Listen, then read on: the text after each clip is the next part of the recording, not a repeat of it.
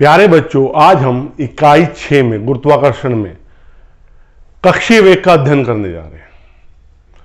कक्षीय वेग क्या होता है? वेग क्या होता है? विस्थापन परिवर्तन की दर वेग कहलाती है। जब कोई उपग्रह ग्रह के चारों ओर चक्कर लगाता है तो वह एक नियत वेग से चक्कर लगाता है अपनी कक्षा में, और यह कक्षा हर उपग्रह के लिए अलग अलग होती है। तो वह नियत वेग जिससे कोई उपग्रह अपनी कक्षा में परिक्रमण करता है, ग्रह के चारों घूमता है, क्या कहलाता है? कक्षीय वेग कहलाता है। अब कक्षीय वेग के लिए, उपग्रह के कक्षीय वेग के लिए हम व्यंजक ज्ञात करेंगे। किसके लिए? ये उपग्रह के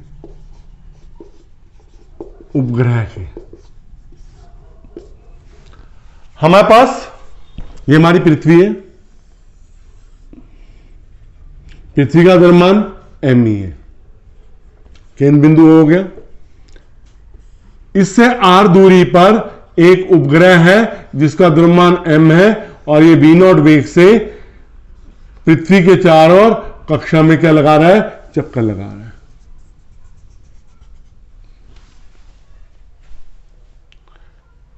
कितने वेग से? v0 वेग से किसमें? कक्षा में चक्कर लगा रहा है। यह त्रिज्या कितनी है? r, और कितनी ऊंचाई पे है? h ऊंचाई पे।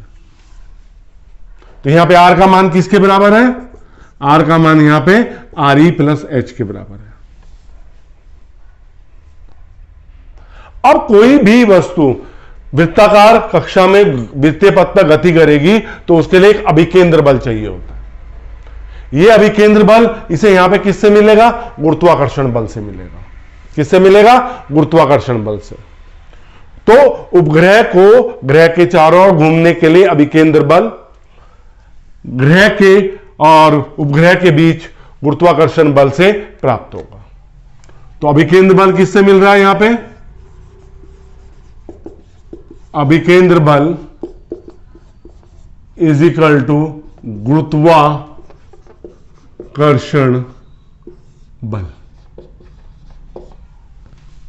तो अभिकेंद्र बल कितना हो गया हमारे पास? m v0 square upon r, और गुरुत्वाकर्षण बल कितना हो गया? g m e m upon r square. m से m कट जाएगा, r से r कट जाएगा, v0 कितना आएगा? v0 square g m e upon r। v0 किसके बराबर आ गया? Under G M E upon R, जहां r हमारा किसके बराबर है? आर ई प्लस एच के। पहली समीकरण ये आ गई, तो v0 का मान कितना हो जाएगा? Under G M E upon R E plus H. अब देखिए यहां पे हम एक सूत्र को जानते हैं। हम जानते हैं, क्या जानते हैं हम? कि G और कैपिटल G, स्मॉल g और कैपिटल G में क्या रिलेशन होता है? G M E upon R E square, ये एक रिलेशन होता है। तो जी एम ई का मान कितना हो जाएगा? जी एम ई का मान हो जाएगा जी आर ई स्क्वायर। किस में रख दें? समीकरण 2 में। तो v0 कितना है हमारे पास? Under G M E upon R E plus H. तो इस जी एम ई की जगह यहां पे कितना आ जाएगा? जी आर ई स्क्वायर आ जाएगा, G R E square upon R E plus H. तो इसे यूं भी लिख सकते हैं v0 R E under G upon R E plus H. इस समीकरण का प्रयोग कब करेंगे हम? इस समीकरण का प्रयोग हम तब करेंगे जब हमें गुरुत्वीय त्वरण और ऊंचाई दे रखी होगी। अगर हमें द्रव्यमान दे रखा होगा, पृथ्वी का द्रव्यमान दे रखा होगा, गुरुत्वीय त्वरण नहीं दे रखा होगा, तो हम इस वेग से ये वाले फार्मूले से गणना करेंगे। यदि उपग्रह पृथ्वी के बहुत पास हो, जब पास होगा तो क्या हो जाएगा, आर ई, मतलब जो हमारा एच का मान है वो आर ई से बहुत कम है, तो मैं आर ई प्लस एच को क्या लिख सकता हूं, आर ई लिख सकता हूं समीकरण 3 से। अब वी नॉट कितना हो जाएगा, R E under root G upon R E. R E plus H की जगह क्या रख दूंगा मैं, आर ई का मान रख दूंगा, इसे अंडरूट के अंदर ले जाऊंगा, ये क्या हो जाएगा, G R E square upon R E. तो वी नॉट का मान कितना हो जाएगा, under root G R E. तो इस तरह से 3 सूत्र का निगमन हो गया। पहले में जिसमें पृथ्वी का द्रव्यमान और सात्विक गुरुत्वाकर्षण दे रखा है तो ये वाला सूत्र का यूज करेंगे, जिसमें गुरुत्वीय त्वरण दे रखा है उसमें ये वाला सूत्र की गणना करेंगे और सूत्र से गणना करेंगे, और जब उपग्रह पृथ्वी के बहुत पास है तो V naught is equal to under root G R E, इस सूत्र की गणना करेंगे, से गणना करेंगे। अब हमने ये वेग निकाला, कक्षीय वेग। अब हम क्या निकालेंगे, परिक्रमण काल।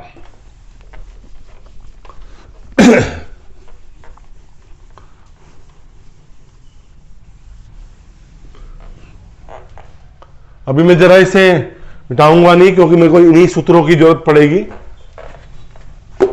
धीरे धीरे करके साफ करता रहूंगा। उपग्रह का परिक्रमण काल क्या होता है, उपग्रह का परिक्रमण काल, कोई उपग्रह किसी ग्रह के चारों ओर चक्कर लगाने में, एक पूर्ण चक्कर लगाने में जितना समय लेता है उसे उसका परिक्रमण काल कहते हैं। क्या कहते हैं, परिक्रमण काल कहते हैं।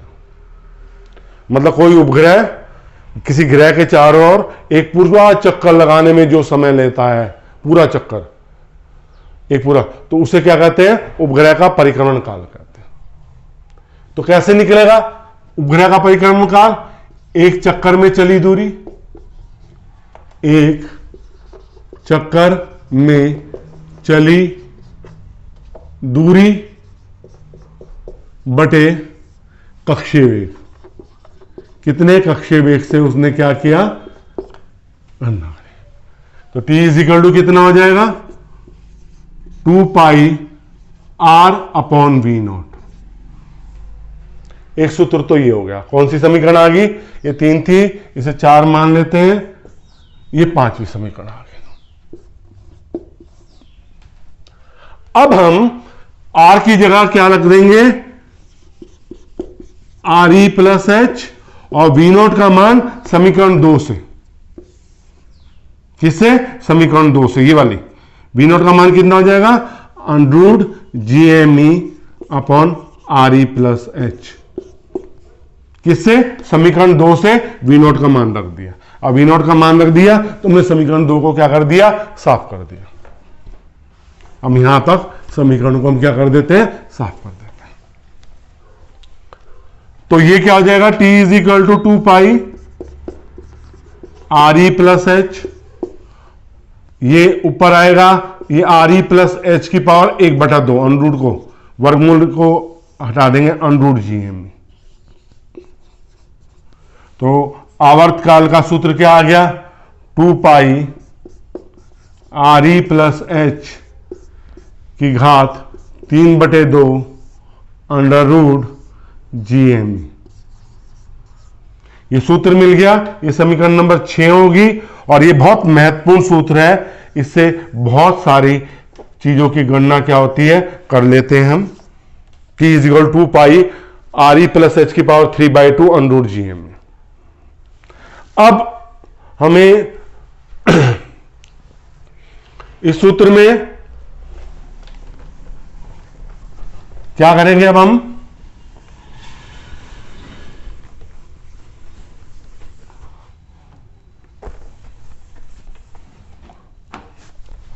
हम जानते हैं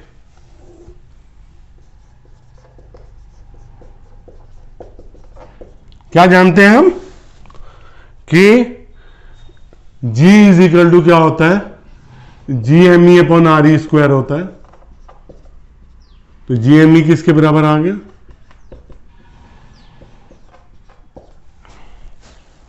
तो समीकरण 6 से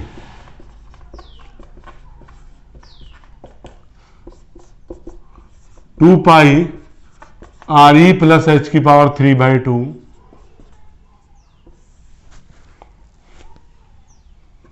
अंडर GRE स्क्वायर, तो एक सूत्र आ जाएगा T is equal to 2 pi RE plus H की पावर 3/2। इस सूत्र को ऐसे ही रहने देंगे, 3/2 RE अंडर G। ये किसका सूत्र आ गया? आवर्तकाल के लिए।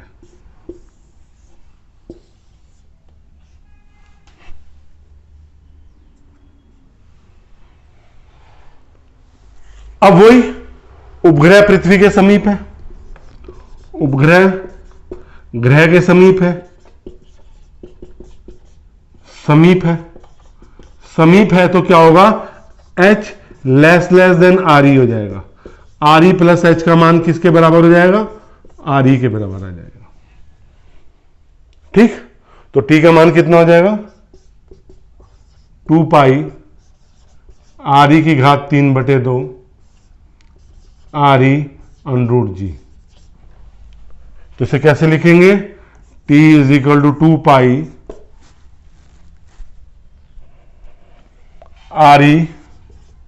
RE की पावर 1/2 RE अंडर G।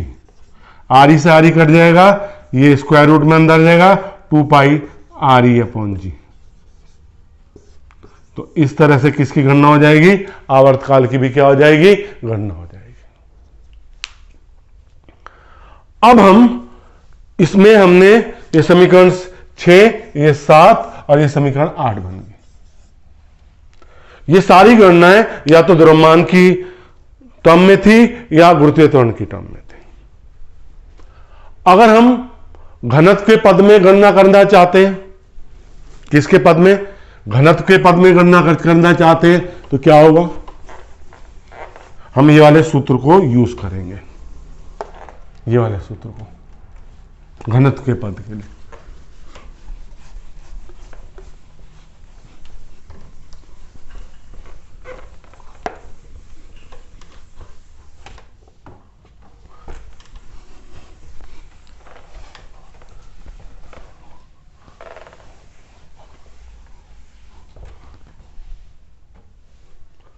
देखो, घनत्व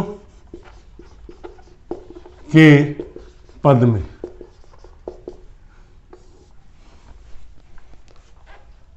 हमारे पास सूत्र क्या है? T is equal to 2 pi RE plus H की पावर 3/2 अंडर रूट GME।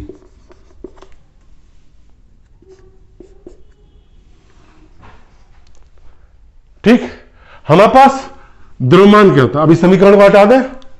हमारे पास द्रव्यमान क्या होता है? आयतन गुणा घनत्व।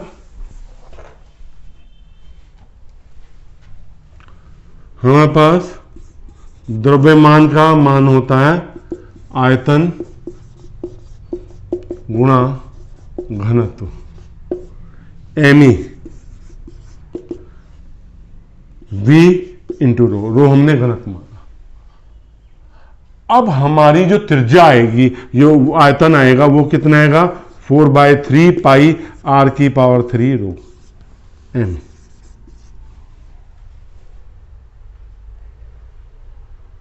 ठीक, तो अब हम इस मान को जब इस समीकरण में रखेंगे तो T का मान कितना हो जाएगा? 2 पाई RE प्लस H की पावर 3/2।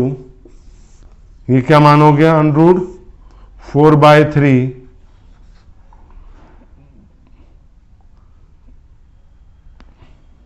पाई RE स्क्वायर रो और कैपिटल G। तो T का मान कितना आ जाएगा? 2 से 2 कट जाएगा, स्क्वायर रूट बाहर आके पाई एक अंदर आएगा, तो T का मान कितना आ जाएगा? अंडर 3 अंडर रहेगा, ये पाई अंडर में आ जाएगा, 3 पाई ये देखो, पहले गणना ही कर लेते हैं। 2 पाई √3 अपॉन 2 रूट पाई, ये कितना है? RE प्लस एच की घात 3/2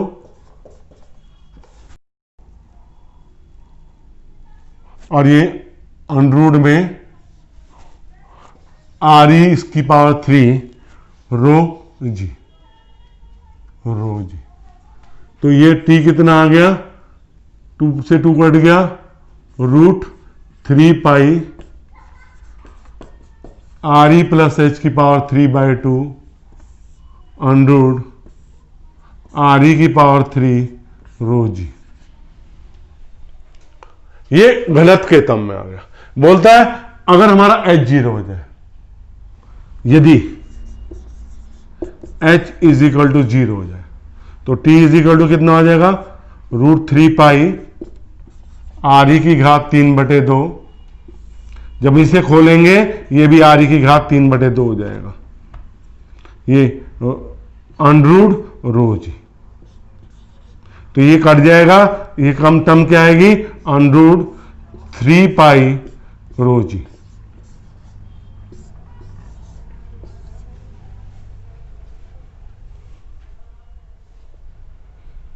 तो इससे हमें किसकी गणना कर लेंगे? हम इससे गणना कर लेंगे कि हमारा जो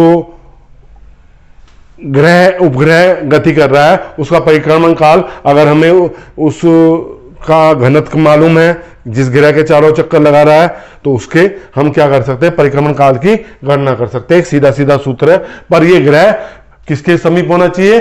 पृथ्वी के बहुत समीप होना चाहिए। अब हम पृथ्वी के द्रव्यमान की गणना कैसे करेंगे? किसकी गणना करेंगे? पृथ्वी के द्रव्यमान के, या किसी भी ग्रह के द्रव्यमान की गणना हम कैसे करेंगे, हम इसको अभी बताते हैं।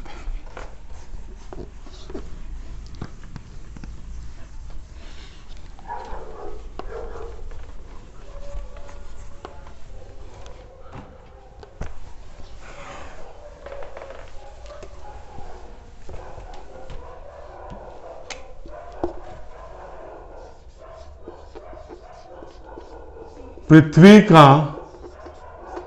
द्रव्यमान m, हम जानते हैं आवर्तकाल का एक सूत्र होता है 2 पाई RE प्लस एच की घात 3/2 अंडररूट GME वर्ग करने पर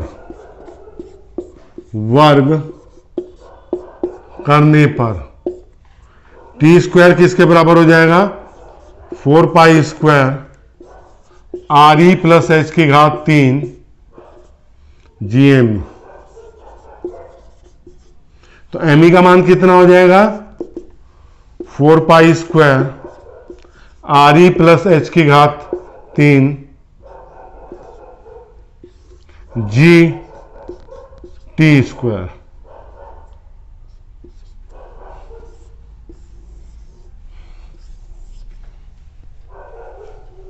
तो इस तरह हम किसकी गणना कर लेंगे?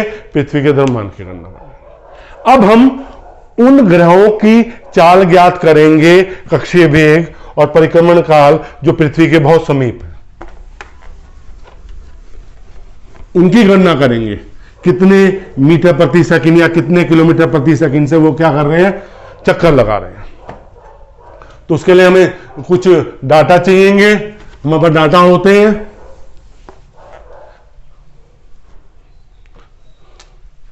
पृथ्वी के समीप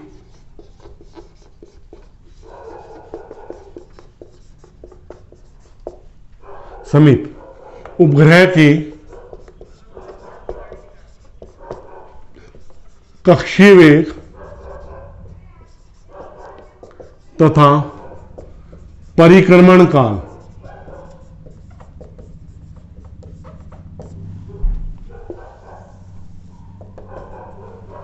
देखो बेटा, जो पृथ्वी के समीप है, हमारे पास डाटा है। जी का मान होता है 9.86 मीटर प्रति सेकंड स्क्वायर।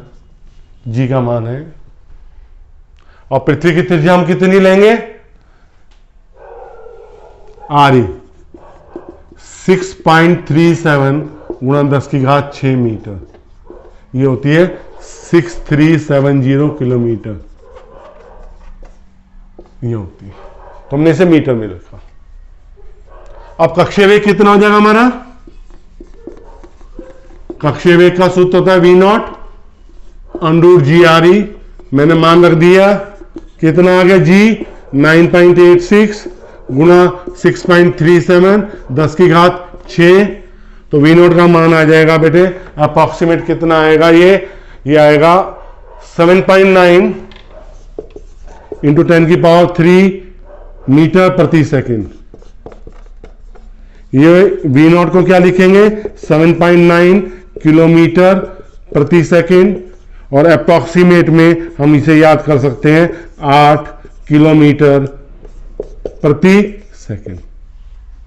अब परिक्रमण काल के लिए हम क्या करेंगे? टी का मान क्या होता है? 2 पाई √RE/g।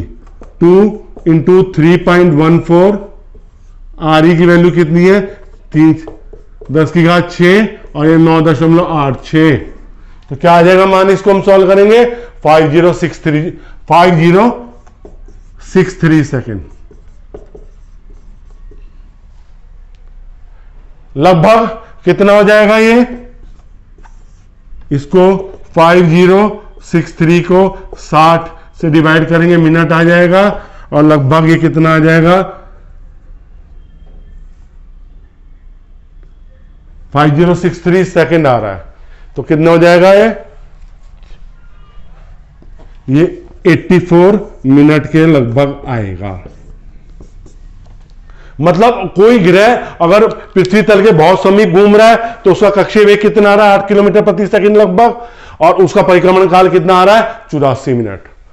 बच्चों, मैं आपको जैसा प्रॉमिस किया है, मैं आपको संपूर्ण भौतिकी बहुत सरल और साधारण भाषा में प्रस्तुत करने की कोशिश कर रहा हूं, जो वीडियो में बना रहा हूं। और पसंद आ रहे तो वीडियो को लाइक जरूर कीजिए, शेयर जरूर कीजिए अपने साथियों को, और अगर सब्सक्राइब नहीं किया तो सब्सक्राइब जरूर कीजिए। बहुत बहुत धन्यवाद।